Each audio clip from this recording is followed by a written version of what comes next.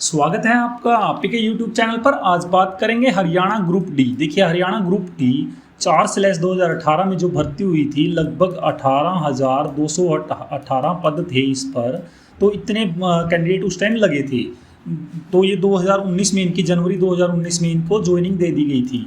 देखिए इनको लगे हुए अब जो इतने सारे कैंडिडेट हैं इनको लगे हुए लगभग 5.5 साल का टाइम बीत चुका है। 5.5 साल का टाइम बीत चुका है, बट इनको अब तक सरकार की तरफ से कोई प्रमोशन के लिए अब तक इनकी कोई प्रमोशन के लिए सरकार की तरफ से कोई ठोस कदम नहीं उठाए गए हैं।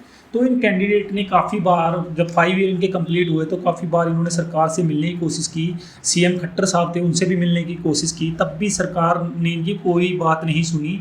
बल्कि ओएसडी साहब से भी इन्होंने काफ़ी बार मुलाकात की और अपने लेटर हेड के माध्यम से, अपनी यूनियन के माध्यम से उनसे मिले। बट सरकार, इन्होंने सभी एमएलएज को, जो जो एमएलएज पढ़ते थे इनके हल्का में या इनकी कॉन्स्टिट्यूंसी में, तो उनको इन्होंने ज्ञापन सौंपे और डीसी वगैरह को भी इन्होंने अपने ज्ञापन दिए कि हमारे प्रमोशन जल्द से जल्द की जाए।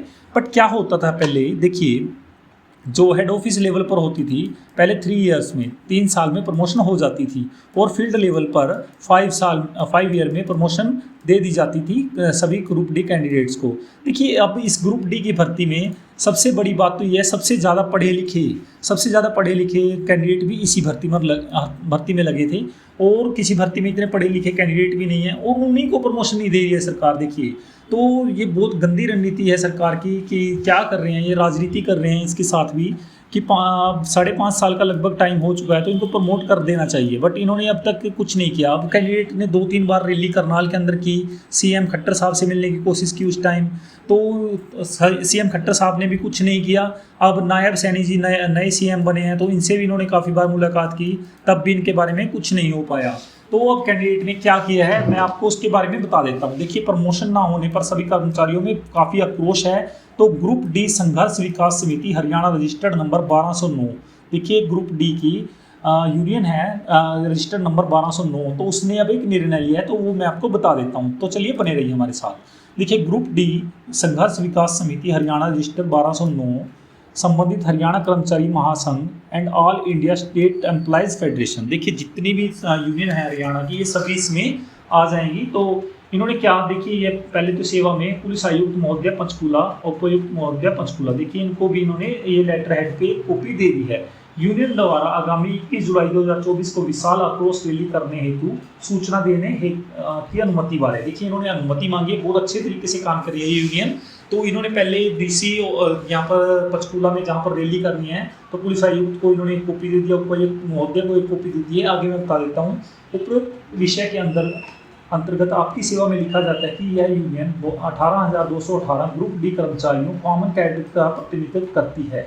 देखिए ये इन्होंने बताया कि जितने भी ग्रुप डी के अंदर कर्मचारी लगे हैं तो हम उनका प्रतिनिधित्व करते हैं, सभी हमारे साथ हैं। सभी कर्मचारियों के आगामी 21 जुलाई को पूरे 5 साल 6 महीने की सर्विस पूरी हो चुकी है। देखिए 5.5 साल की सर्विस पूरी हो चुकी है।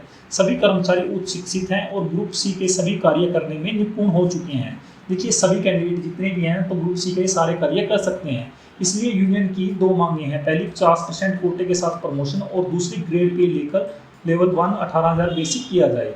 यह मांग हम कई बार सीएम साहब की पब्लिक मीटिंग में मंत्रियों, CPS, CM to OSD to CM के समक्ष उठा चुके हैं। करनाल में 3 रैली, देखिए करनाल में भी 3 रैली कर चुके हैं, और ओएसडी संजय बाटला जी के लिखित आश्वासन के बाद भी मुख्यमंत्री जी ने औपचारिक मीटिंग नहीं हुई। देखिए ओएसडी थे जो संजय बाटला जी, उन्होंने लिखित में आश्वासन दिया था, तब भी सीएम से कोई मीटिंग नहीं हुई। हर बार केवल आश्वासन मिला, लेकिन इस दिशा में कोई कार्य नहीं हुआ, जिससे कर्मचारियों में भारी रोष है।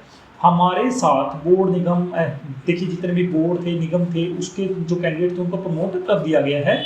साथ ही सरकार द्वारा लैब अटेंडेंट का ग्रेड पे 18,000 बेसिक कर दिया गया है। देखिए लैब अटेंडेंट जो लगे थे उनको भी 18,000 बेसिक कर दिया गया। उन्हीं के साथ लगे बाकी कर्मचारियों की अभी तक कोई सुनवाई नहीं हुई है। इसलिए इन्हीं मांग को लेकर यूनियन सरकार को 14 जुलाई 2024 का अल्टीमेटम दे दिया। देखिए 14 जुलाई 2024 का अल्टीमेटम दे दिया है सरकार को कि देखिए अगर 14 जुलाई 2024 का अल्टीमेटम देने के बाद अगर 14 जुलाई 2024 तक हमारी मांग पूरी नहीं हुई, तो यूनियन आगामी 21 जुलाई 2024 को पंचकूला सेक्टर 5 के दशहरा ग्राउंड, देखिए जो सेक्टर 5 में गवर्नमेंट ऑफिस है उसके पीछे जो ग्राउंड है, उसमें विशाल आक्रोश रैली करेगी, जिसमें सभी 18,218 ग्रुप डी कर्मचारी शामिल होंगे। देखिए सभी कैंडिडेट इसमें शामिल होंगे।